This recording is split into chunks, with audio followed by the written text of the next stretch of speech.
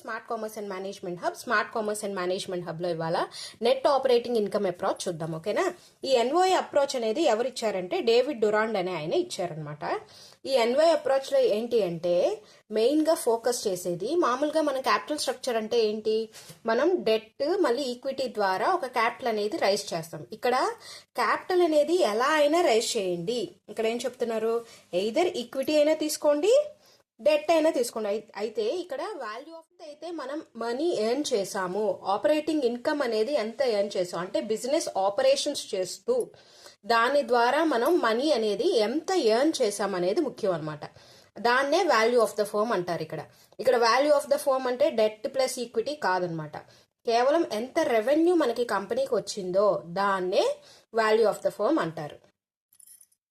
ఇక్కడ ఎజంప్షన్స్కి వచ్చేటప్పుడు ఏంటంటే పర్ఫెక్ట్ కాంపిటీషన్ ఉందని అనుకోవాలి.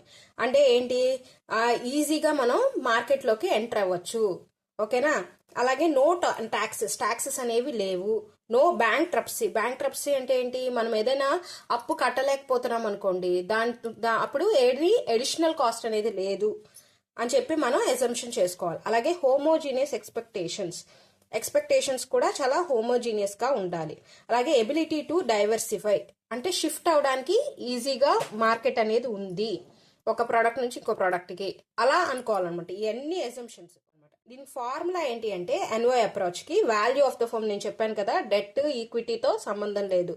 మనం డెట్ తీసుకునైనా ఒక క్యాపిటల్ అనేది రైజ్ చేయొచ్చు, ఈక్విటీ అనేది అయినా రైజ్ చేయొచ్చు. దీనికి ఫార్ములా ఏంటంటే total revenue minus operating expenses. ఏదైతే బిజినెస్ ఎక్స్పెన్సెస్ అవుతాయో అది తీసేస్తే టోటల్ రెవెన్యూ ఉంటుంది కదా, ఆ రిమైనింగ్ నెట్ రెవెన్యూయే వాల్యూ ఆఫ్ ద ఫర్మ్ అనమాట. ఓకేనా? Thanks for watching.